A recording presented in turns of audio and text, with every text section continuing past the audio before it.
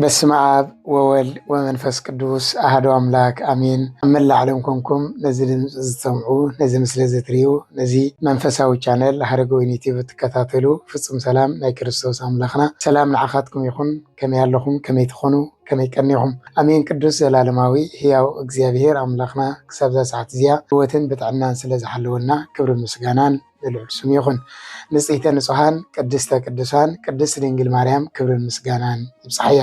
ብሓፈሻ ኩሎም ውርያን እግዚአብሔር ክብርን ምስጋናን ይብፅሓዮም። ሎሚ ከም ፍቃድ እግዚአብሔር አምላኽና ስለ ጾም ንሽክብል መፅእ ኣለኹ። ኩላትኩም ነዚ መልእኽቲ ሰሚዕኹም ናብ ማሕዘትኩም ናብ ፈተውትኩም ናብቲ ዘይፈለጠ ሸርቂ ትብልሉ ብትሕትና ኣሓተኩም። እምበር ፅባሕ ዕለት 15/2018 ከምኡ ድማ ብፈረንጂ ዕለት 24/2025 ፅባሕ ሱኒ ጾመ ነቢያት ዝጅምረሉ እዩ ማለት እዩ። ኩላትና ነዚ ጾመ ነቢያት ክንጾሞ ይግባአና። እምበር ካብ ፅባሕ ሱኒ ጀሚሩ ዕለት 15 ጀሚሩ ክሳብ ዕለተ ልደት ጎይታና መድሓኒና ኢየሱስ ክርስቶስ እንጾሞ ጾም እዩ። እዚ ጾም እዚ ከዓኒ ጾመ ነቢያት ተባሂሉ ይፅዋዕ። ነቢያት መን እዮም ዝብል ኣብ ዩቲዩብ ኣብ ዝሓለፈ ብሰፊሕ ተማሂርናዮ ስለ ዝነበርና ሎሚ ንእሽተይ ሓበሬታ ንምምሕልላፍ ጥራይ እዩ። ነቢያት ኣብ ሰለስተ እዮም ዝኽፈሉ። ዓበይቲ ነቢያት ዝበሃሉ ኣለው፣ ንኡሳን ነቢያት ዝበሃሉ ኣለው፣ ደቂቀ ነቢያት ዝበሃሉ ኣለው ማለት እዩ። ነቢያት ኩሎም ኣብ ሰለስተ እዮም ዝኽፈሉ። እምበር እዞም ነቢያት እዚኣቶም እዮም ነዚ ጾም ዝፀይሞሞ። መጾምዮም ዕላማ ንምንታይ ነይሩ? እንታይ ምፅሞሞ እንድሕር ኢልና ጾመ ነቢያት ከም ስሙ ጾመ ነቢያት ተባሂሉ እዩ ዝፅዋዕ ማለት እዩ። ናይ ነቢያት ጾም ወይ ከዓ ነቢያት ጾምዎ ጾም ስለ ዝኾነ እዩ። ንምንታይ እዮም ነቢያት ፀይሞሞ እንድሕር ኢልና ከም ዝፍለጥ ነቢያት ኣብ ዝነበሩ ግዜ ቅድሚ ልደተ ክርስቶስ እዩ ነይሩ። ዘመነ ምሕረት ዘይኮነ ዘመነ ፍዳ ዘመነ ኩነኔ ተባሂሉ ዝግለጽ እዩ። ኣብዚ ዘመነ እዚኦም ነይሮም እሞ ንምንታይ ዳዮም ነቢያት ፀይሞሞ እንድሕር ኢልና ሓደ ምስ እግዚአብሔር ዝነበሮም ቅርርብ እቲ ምስ እግዚአብሔር ዝነበሮም ቅርርብ ብጾም ይገልጽዎ ነይሮም። አዳም ዝተዋህቦ ተስፋን አዳም ዝተዋህቦ ቃል ኪዳን ነይሩ። ንሱ እንታይ ካብ ጓልጓልካ ተወሊደ ከድሕነከ ዝብል ትንቢት ነይሩ። ነዚ ትንቢት እዚ ንኽፍፀም ብድሕሪ አዳም ዝተወልዱ ደቂቅ አዳም ዝኾኑ ነቢያት ከዓኒ እግዚአብሔር አምላኽ ዝረሓቐ ኣቕሪብሎም ዝረቐቐ ወሊሕሎም ብዛዕባ ልደቱ ንበዓል ሕዝቅኤል ንበዓል ኢሳያስ ብዙሓት ነቢያት ገሊፆም እዮም። ንበዓል ልበ አምላክ ቅዱስ ዳዊት ንበዓል ኢሳያስ ንሆ ድንግል ክትፀንስ እያ ወዲ እውን ክትወልድ እያ ኢሎም ስለ ድንግል ማርያም ፅንሰታ ስለ መውላዳ ኣቐዲሞም ገና ከይተወልደን ከሎ ጎይታና መድሓኒና ኢየሱስ ክርስቶስ ዝረሓቐ ቀሪብሎም ዝረቐቐ ጎሊሕሎም ብመንፈስ ቅዱስ ተመሊኦም ናብ ምድሪ ስለ መውላዱ ካብ ቅድስት ድንግል ማርያም ኣቐዲሞም ተነቢዮም ነቢያ ንበዓል ሕዝቅኤል ወሪኡኩ ህወተ በምስራቅ ብምስራቅ ወገን ዝተዓፀወት እፅውቲ ማዓፆ ረኣኹ ኣልቦ ዘባ ዘእንበለ እግዚአ ሃያላን ብጀካ ወልደ ከዓኒ ዝኣተዋ ከምዘየለ ኣብኣትዩ ዝወፅእ ከምዘየለ እውን ንበዓል ሕዝቅኤል ንበዓል ልበ አምላክ ቅዱስ ዳዊት ብዙሓት ነቢያት ንበዓል ሰሎሞን ተነቢዮም ብዙሓት ነቢያት ተነቢዮም እዮም። እምበር ነዚ ዝተነበይዎ ትንቢት እግዚአብሔር ወልድ ኢየሱስ ክርስቶስ ንኽውለድ ዝፀምዎ ጾም እዩ ማለት እዩ። ንዓ ተወለድ ንዓውረድ ተወለድ ኣድሕነና እንዳበሉ ዝፀምዎ እዮም ድሕነት ንኽርእዩ ወልዲ ኢየሱስ ክርስቶስ ተወሊዱ ንኽርእይዎ ብዛ ምድሪ ዝፀምዎ ዝነበሩ እዮም ድሕነት። ነዚ መድሃኒ ዓለም ኢየሱስ ክርስቶስ ንሃዋርያት ኢልዎም ካልኦቱ ዘርብዎ ንስኹም ተዓፅድዎ ኣለኹም ኢልዎም። ሃዋርያት ጎይታ ንኽውለድ ኣይፀሙን ኣይፀለዩን ኣይተፀበዩን። ነቢያት ግን ተፀብዮም እዮም ፀይሞም እዮም ፀልዮም እዮም። ነቲ ዝተፀበይዎ ነቲ ዝፀምዎ ግን ንሶም ኣይኮኑን ዓፂዶም። መንዳይ ዓፂደዎ ተይልኑ ሃዋርያት ድሕሪ ኣብ ሃዋርያት ንሕና ማለት ነቢያት ፀምዎ እዩ ጎይታ ተወሊዱ። ሎሚ እቲ ንሶም ኣብ ዘመነ ኩነኔ ብዘመነ ፍዳ ኮይኖም ፀምዎ ንሕና ዓፂድናዮ ሎሚ ንሕና ብናይ ነቢያት ጾም ብናይ ነቢያት ጸሎት ጎይታ ተወሊድልና እንሆ ኣብዚ ዘመነ ምሕረት ዘመነ የቕሬታ ዘመነ ሓዲስ ህይወት ወይ ከዓ ሓዲስ ኪዳን ናይ ሓዲሽ ኪዳን ናይ ሓዲሽ ህይወት ነብር ዘለና ናይ ዘመነ ንስሓ ማለት ኣብ ብሉይ ኪዳን ንስሓ ዝበሃል ኣይነበረ ንስሓ ተነበረ ግዝያዊ እዩ። ጽድቂ ዝበሃል ኣይነበረ ጽድቂ ተነበረ ግዝያዊ። ኣብዚ ሰዓት እዚ ግን ንውድቀት ብንስሓ ጽድቂ እግዚአብሔር አምላኽ ካብ ዘመነ ኩነኔ ዘመነ ጥፍኣት ዘመነ ፍዳ ናብ ዘመነ ምሕረት ኣሰጋጊርና ማለት። ስለዚ ነቢያት መጾምዮም ዕላማ እንታይ ነይሩ እንድሕር ኢልና ጎይታ ልደት ንምርኣይ ግን ንሶም ኣይረኣይዎን። ብትክክል ብመንፈስ ቅዱስ ርኦም እዮም።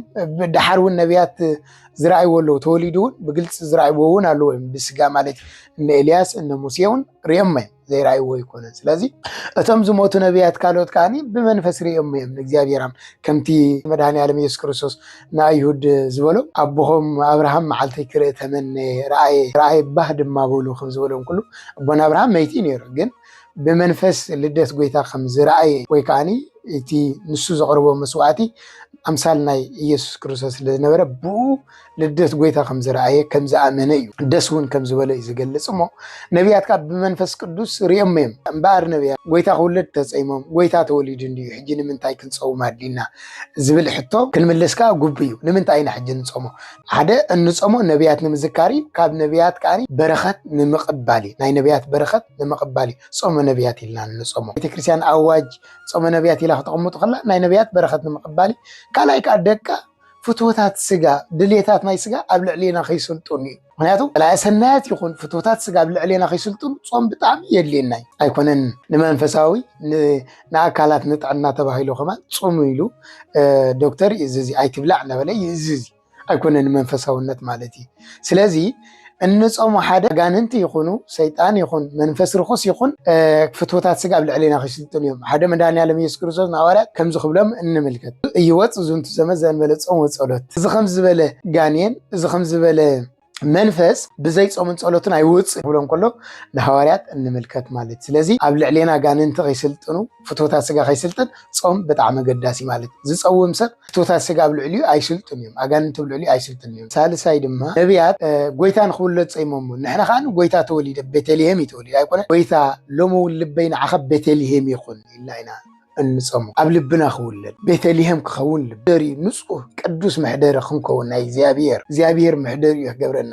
ቅዱስ መሕደሪ ኢኻ ግበረን እንዳበልና መሕደሪኡ ክኸውን ልብና ኣብ ልበይ ተወለድ እንዳበልና ኢና እንጾሞ ካልእ እንጾመሉ ምክንያት ናይ እግዚአብሔር ትእዛዝ ንምፍጻም 18 ሊቃውንቲ ናይ ቤተ ክርስቲያን ኣፍታ ነገስት ኣቐሚጦም ከም ዘለዉ ጾም ማለት ንእግዚአብሔር ምእዛዝ እዩ ነቲ እግዚአብሔር ኣምላኽ ዝሓጎጉ ሕጊ ንዑ ንምፍጻም ኢሎም ናይ ጾም ትርጉም ኣቐሚጦም ኣለዉ ካብ ጾም ምኽልካል ጾም ምጻም ናይ እግዚአብሔር ሕጊ ምፍጻም ማለት ምዃኑ እንታይ ማለት እዩ እንዳዳልና ኣዳም ዝተፈጥረሲ እንታይ ዝበሃል ትእዛዝ ወይ ከዓ እንታይ ዝበሃል ሕጊ ተዋሂቦ እንዳዳልና ጾም ክጸውም ተዋሂቦ ካብዚ ይብላዕ ካብዚ ከይትብላዕ ከሎ ካብቲያ ክጸውም ካብቲኻ ክበልዕ ስለዚ ቤተ ክርስቲያን ንኸሎም እንታይ ትብለና ካብ ጥሉላት ምግቢ ተኸልከሉ ካብዚ ግን ብሉዕ ኢላ ናይ ጾም ምግቢ ክንበልዕ ናይ ጥሉላት ምግቢ ክንክልከል እያ ትእዘን ንኹሉ ኣይትብሉዕ ኢላ ኣይኮነትን ትኸልክል ታይዳ ካብ ጥሉላት ምግቢ ተኸልከሉ እዚ ከዓ ብሉዕ እንዳበለ ስለዚ ሕጊ ምፍጻም ናይ እግዚአብሔር ሕጊ ንምፍጻም ኢና ትእዛዝ እግዚአብሔር ንምፍጻም ኢና እንጾሞ ንሱ ጥራይ ይኮነ ሓጢያታት ካባና ክርሕቕ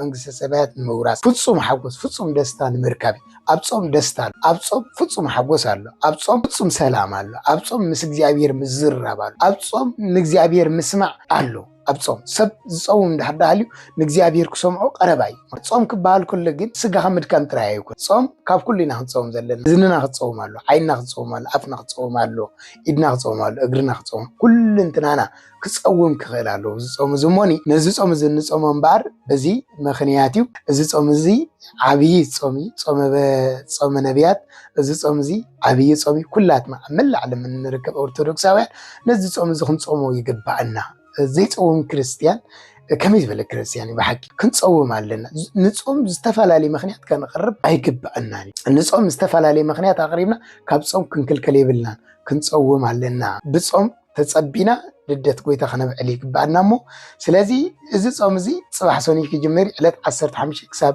ልደት ጎይታ ማለት እዩ እግዚአብሔር ኣምላኽና ብሰላም ኣጀሚሩ ብሰላም ከፈጽመና ጾመ ስርየት ጾመ በረኸት ገብረልና መንግስተ ሰማያት እንወርሰሉ ናብ እግዚአብሔር ኣምላኽና እንቐርበሉ ካብ ሓጢኣትና እንነጽሐሉ ነፍስና ትቅደሰሉ ብንስሓ ኮይና ስጉእ እንደሙን እንወስደሉ ጾም ክገብረልና ናይ እግዚአብሔር ኣምላኽና ሰናይ ቅዱስ ፈቃድ ይኹነልና በረኸት ናይ ኣቦታትና ነቢያት يحضرلنا እግዚአብሔር አምላክ ናይ ሩማዓንቲ ነበረት መልእክተይ እዚኣ ምናልባት ነዚ ጾም እዚ ዘይፈልጦ ሁሉ ስለዝኾኑ ሼር ግበሩሎም ላይክ ፎሎ ምግባር ኣይትረስዑ ኮፕሊንክ ብምግባር ናብ ብዙሕ ክበጽሕ ግበርዎ ነዚ መልእክቲ እግዚአብሔር አምላክ ምስ ኩላትና ይኹን ጾመ ነቢያት እግዚአብሔር አምላክና በሰላም ጀሚሩ ሰላም ይፈጽመና ስብሐት ለእግዚአብሔር